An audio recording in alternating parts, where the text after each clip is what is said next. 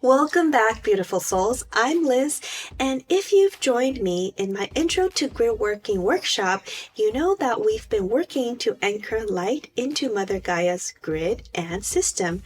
Coincidentally or synchronistically, Netflix released Kpop Demon Hunters the same weekend as my workshop, and also the weekend of the summer solstice.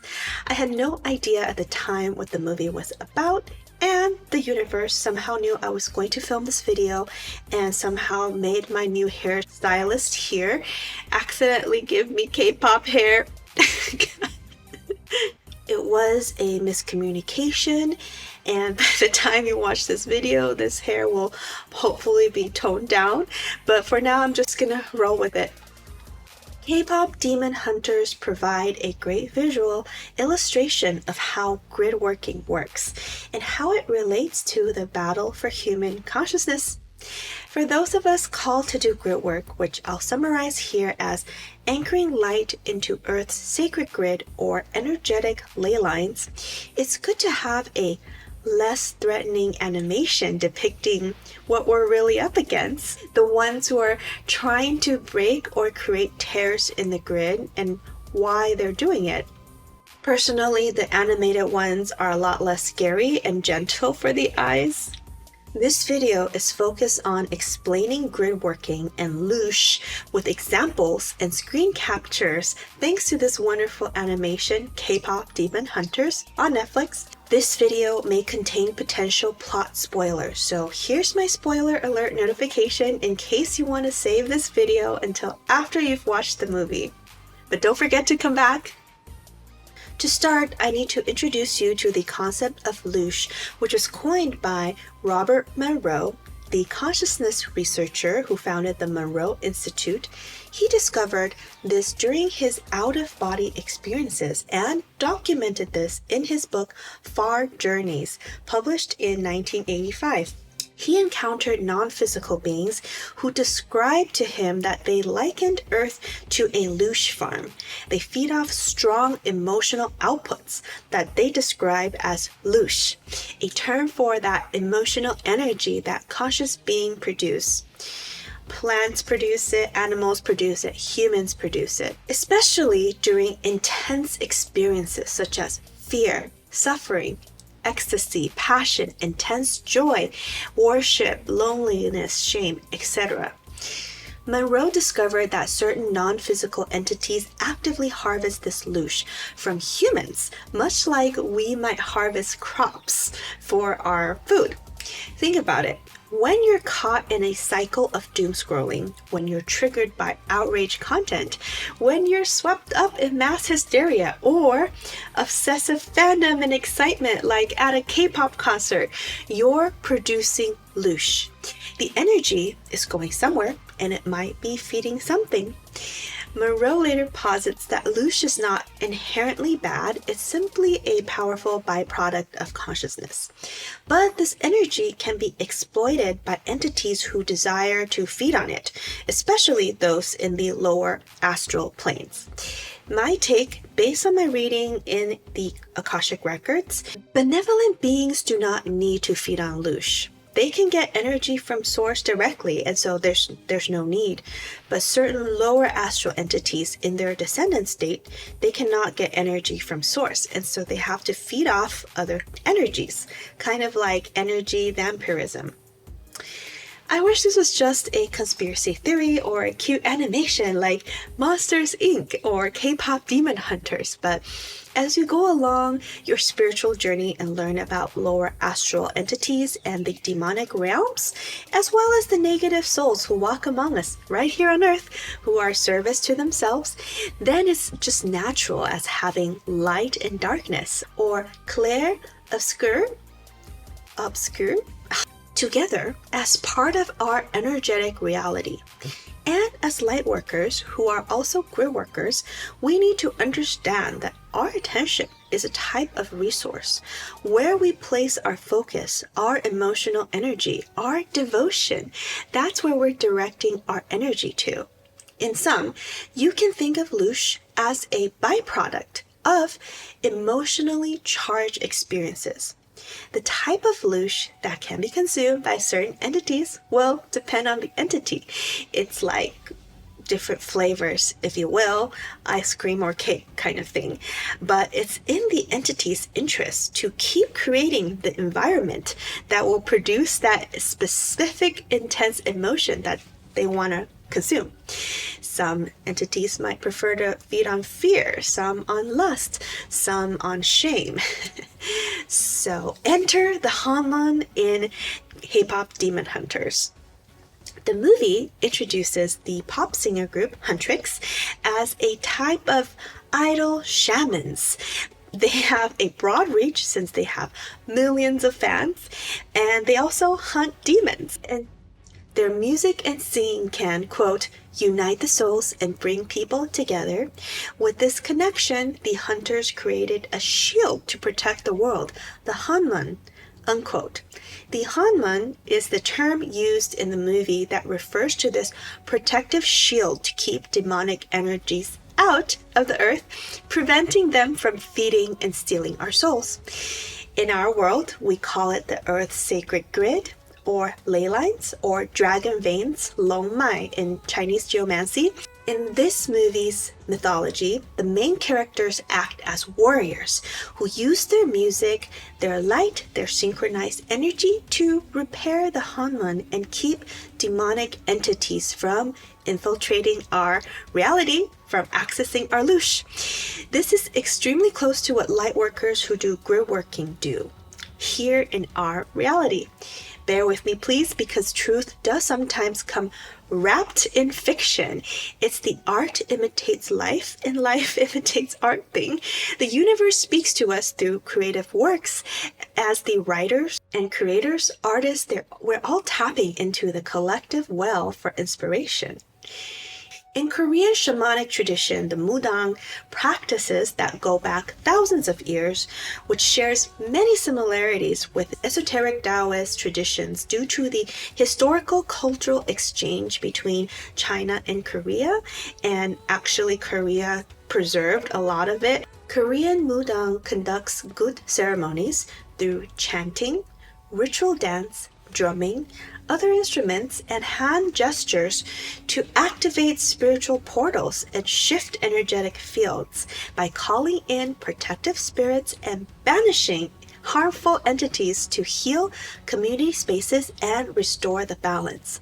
The ancient Chinese character for music, yue, shares the same character as joy, le, and if you add the grass root word on top, it becomes a character for yao, medicine, which traditionally it's medicine comes from the herbs. And the older iteration of the characters, it almost looks like the medicine is like a shaman holding the instrument. Both are composed of elements that signify harmony, transformation, and the balance of the inner elements. For the sages, sound was a form of qi, a tool to restore flow and open meridians and regulate the spirit. A well-played guqing, a precise chant or a drum aligned with heaven's rhythms, could shift illnesses out of the body or awaken a deeper remembrance of one's true nature. The guqing is made of wood, which represents the base character of the character in both music and medicine. It was a 7-string zither and was not only used for music and entertainment. Daoist priestesses would use it to exorcise malevolent spirits in an energetic battle, very much like what's depicted in the movie Kpop Demon Hunters when they're having a singing battle of energies. Music is used to cleanse the energy fields and invoke the higher dimensional beings or guardians, and used to regulate the qi and restore harmony in a physical space. What if our modern pop culture is unconsciously channeling these ancient practices? What if some of our entertainers are actually gridworkers, whether they know it or not? Sidebar, in the movie, when the demons were starting their counterattacks, what did they do first? They mess with Rumi's voice, the throat chakra.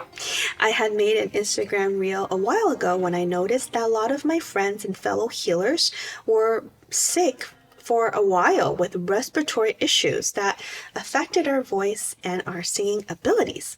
Coincidence? I don't think so. But here's the important question. To what end are these modern rituals being performed? Think about the massive concerts, the synchronized fan movements, the collective emotional highs. Think about the symbols, the choreography, the lyrics that get repeated by millions of people simultaneously across the globe. This is ritual magic on a scale our ancestors could never have imagined. Looking at the parallels in K-pop, the elaborate costumes can be ritual garbs. The precise choreography can be the equivalent of the sacred movement. The symbolic imagery displayed on the visuals on the stage could be spiritual iconography. Then the collective fan participation becomes the congregation energy with these heightened emotional states. Whether conscious or unconscious, these performers are engaging in Mudan style energy work. They're conducting this massive ritual that could potentially affect the global grid. Think about it. When BTS performs to 50,000 people, and those 50,000 people are simultaneously streaming on their phones to millions more people, they are creating a synchronized global moment of shared heightened emotion. That's not just entertainment. That's a lot of Loosh created.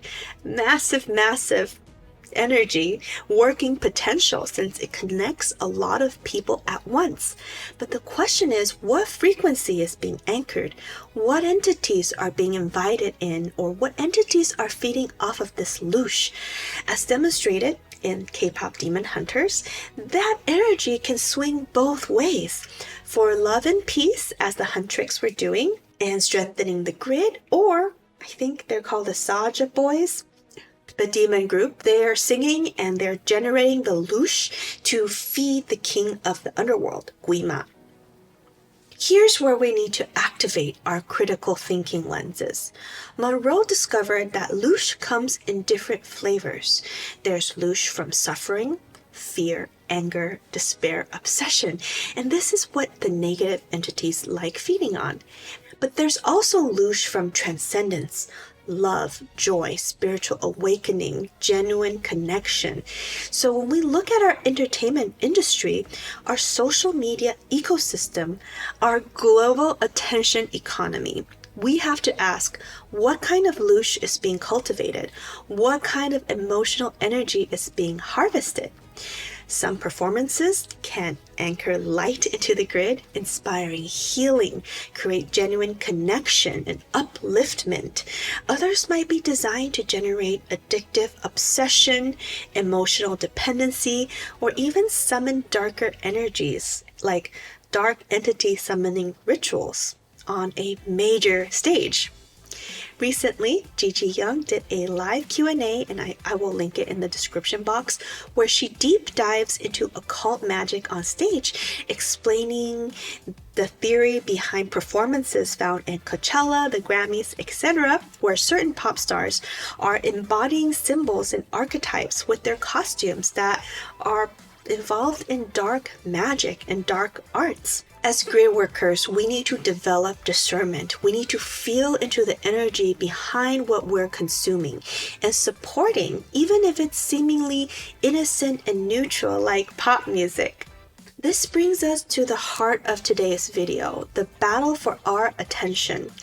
Every moment of every day, we're choosing where to direct our attention and energy. When we mindlessly scroll through social media, we're often producing Loosh for entities that don't have our highest good, our best interests at heart. When we get caught up in manufactured outrage, politics, celebrity drama, crime documentaries, or fear-based news cycles, we're being farmed. But when we consciously choose to engage with content that uplifts, inspires, and connects us to our higher selves, when we support artists who are genuinely anchoring light, movies, music, social media creators with the intention to unite, connect, and uplift, we're actually participating in positive gridworking. I don't feel that it is at all a radical assertion that the pop culture phenomena is an unconscious grid work at play. I define pop culture as anything that is trending, that many people are talking about and engaging with. A lot of it is actually destroying the grid, creating loosh instead of building and strengthening the grid. What if we can use our entertainment system to conduct planetary healing instead by being more consciously aware of who we give our attention to? Think about it.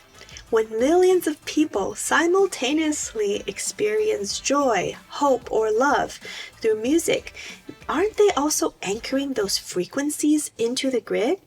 When artists sing about healing, unity, or transformation, and millions of people are singing along and feeling it in their hearts, isn't that a type of collective invocation?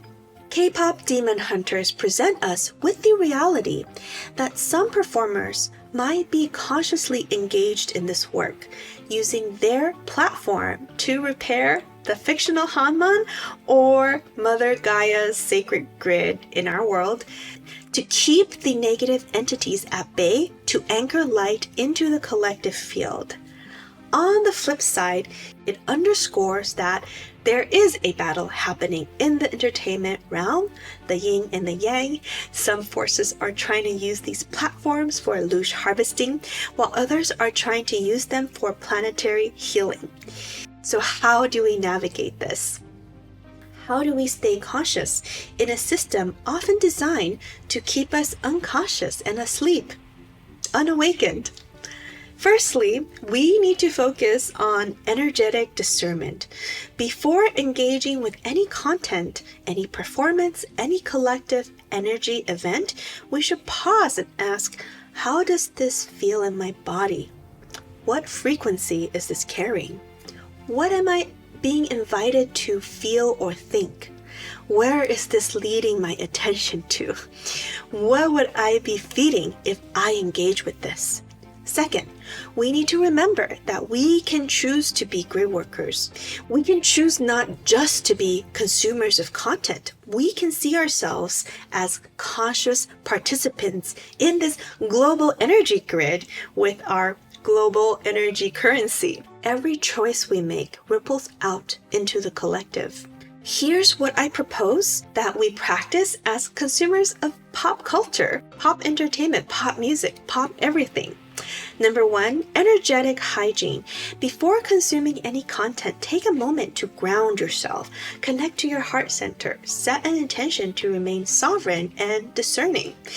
Number 2, conscious engagement. When you do choose to engage with entertainment, do so consciously. Send love to the performers and creators. Visualize light flowing through the content.